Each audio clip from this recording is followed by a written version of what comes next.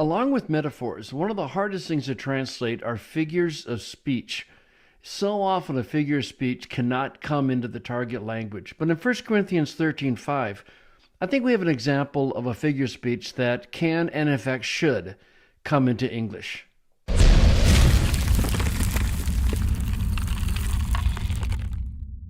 In Paul's famous love chapter, he's talking about what love is and what love isn't.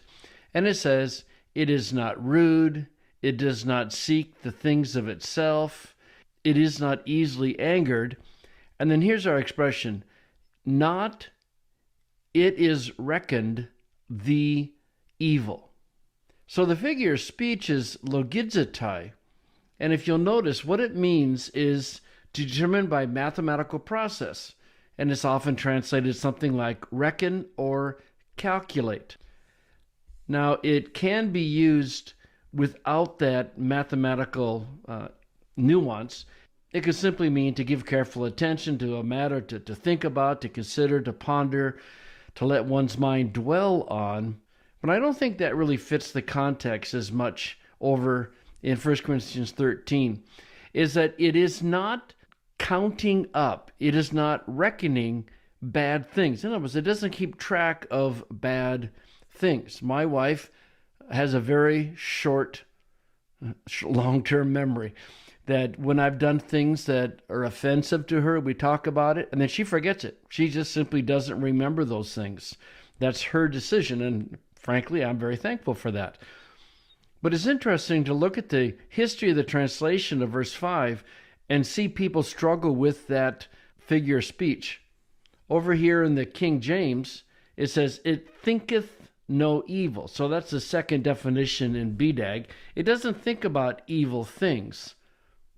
Then you look at the NASB, which really does keep the King James language as much as it can. It says, it does not take into account a wrong suffered. And suffered is the verb they're adding. Does not take into account. See, it's keeping the figure of speech, and that's helpful. However, in the RSV, that's reflected here in the ESV, they got rid of the figure of speech and they simply said resentful. And there's a footnote in the ESV. It says the Greek means irritable and does not count up wrongdoing. Well, either way you go, you've lost the metaphor, I think. It's interesting that in the NRSV, it stays resentful. Perhaps more surprisingly, in the Net Bible, it goes resentful. But the CSB says, no, let's get back to the figure of speech. Doesn't keep a record of wrongs. And you see the same thing in the NLT. Keeps no record of being wronged. So the NIV's translation, it keeps no record of wrongs, is actually a very, very good translation. It's what the Greek says, and it's what the Greek means.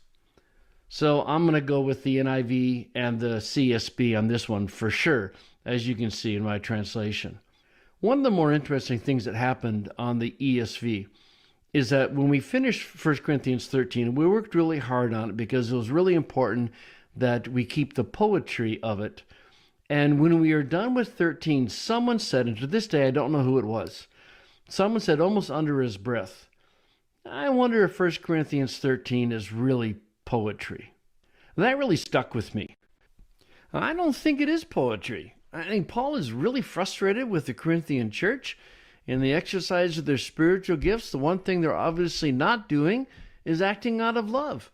And in very powerful rhetorical language, not poetic, but rhetorical language, he says, no, this is not what gifts are for. This is not how you work gifts out in the real world, because love isn't rude. It's not self-seeking. It's not easily angered. Come on, y'all. It doesn't keep account of wrongs. So I think Paul is more frustrated than anything else with the Corinthian church.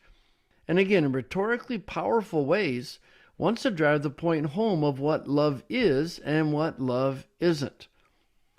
Now, my apologies to all of you that had 1 Corinthians 13 read at your wedding. But this is not a love chapter, and it's not a sandwich chapter. It is part of 12 and 14, and is part of Paul's answer to the excesses of the charismatic movement in the Corinthian church. But the main point I wanted to make is that figures of speech can be difficult to bring into translation. But when they can, I think they should be.